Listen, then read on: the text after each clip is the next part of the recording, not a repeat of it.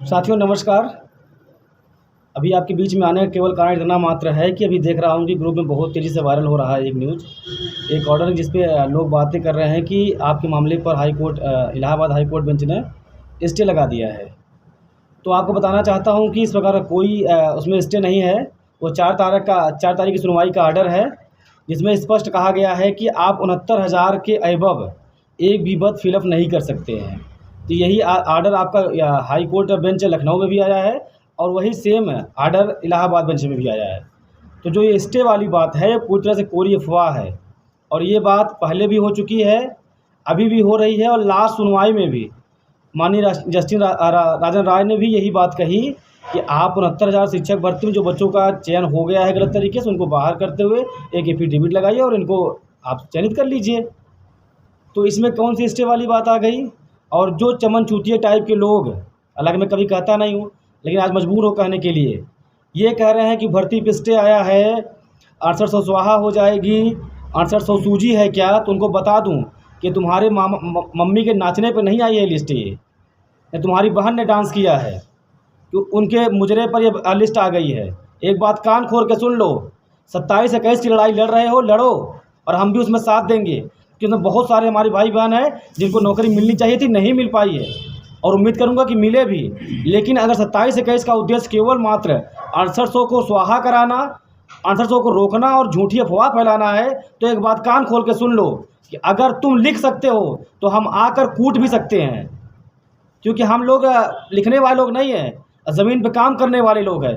अगर किसी ने बदतमीजी की 6800 के नाम पर, स्टे के नाम पर झूठी अफवाह फैलाई चंदा चोरी करने के लिए, तो वो कान खोल के सुन ले, अब लड़ाई आर पार की होगी, जहां मिलोगे वहां मार खाओगे।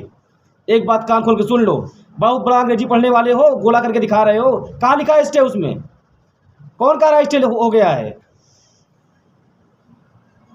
तुम्हारा बाप है क्या वो जस्ट तुमको बोल के बताया था कि हमने रोक लगा दी है 6800 पर? मज़े लेना बंद करो, नौकरी तुम्हारी भी है, नौकरी हमारी भी है। हम चयन लिस्ट में है, इसका मतलब ये नहीं है कि तुम हमारा मजाक उड़ाओगे और स्वाहा करोगे हमें और हमारी भर्ती पर स्टे लगाओगे।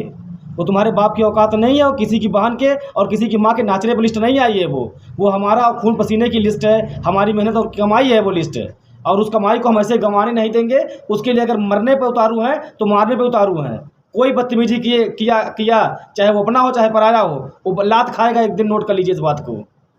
मैं कभी इस बात को इस तरह की सोशल मीडिया प्लेटफॉर्म पे ये सब बातें नहीं कहना चाहता था, लेकिन एक बात बता दे रहा हूँ आप लोगों को कि अगर हमारे साथ किसी ने मजाक किया, किसी ने खेलना चाहा हमारी भावनाओं के साथ, तो उसका भी बुरा हो जाएगा, ये नोट कर लीजिए इस बात को। जो हमारे साथी हमारे साथ हैं, हमारी भर्ती में हैं, चयनित हैं, उनके भाई और बहनों के लिए बता देना चाहता हूँ कि कोई स्टे नहीं है। ये 4 तारीख की सुनवाई का ऑर्डर है। इसमें जज साहब ने स्पष्ट कहा है कि 69,000 शिक्षक भर्ती से अगर एक्सेस पद का आपको करना है तो आप एडवर्टाइज़ करिए, बिना एडवर्टाइज करे आप नए पदों को नहीं भर सकते हैं। ये कोई बहुत बड़ी बात नहीं है, नई बात नहीं है। यही बात हाई कोर्ट इलाहाबाद ने भी, लखनऊ ने भी यही बात कही है और जस्टिस राजन राय ने भी यही बात को कहा है। तो बहुत ज़्यादा परेशान होने की ज़रूरत नहीं है।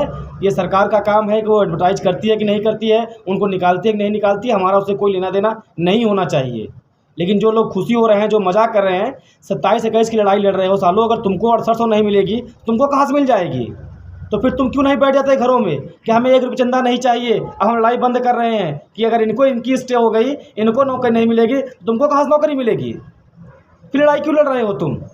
क्यों बना रहे हो बेवकूफ़ लोगों को?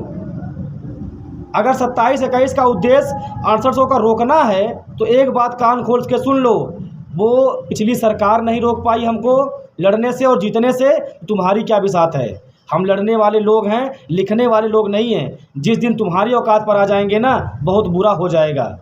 हमें अपना काम करने दीजिए, आप अपना काम करिए। लड़ाई आपकी है, लड़ाई हमारी है।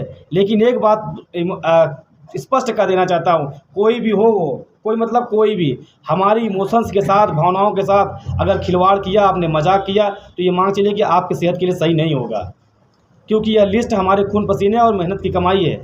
मैं मानता हूं इस बात को कि हमारे बहुत सारे साथी जिन्होंने अपना खून पसीना कमाया है, मेहनत की है, उनका चयन नहीं हुआ है। वो लड़ाई लड़े 27-21 की, उनका फुल सपोर्ट है। लेकिन अगर कोई ये सोचे कि 6800 को स्वाहा कर 6800 को स्टे पर करके उनको नौकरी मिल जाएगी, तो वह दिवा सपना देख रहे हैं। एक बात समझ लीजिए, अगर हमें नहीं मिलेगी तो आपको भी नहीं मिलेगी। इस बात को नोट कर लीजिए कहीं पर। मैं इस बात को पूरी ईमानदारी से और जिम्मेदारी से बोल रहा हूँ।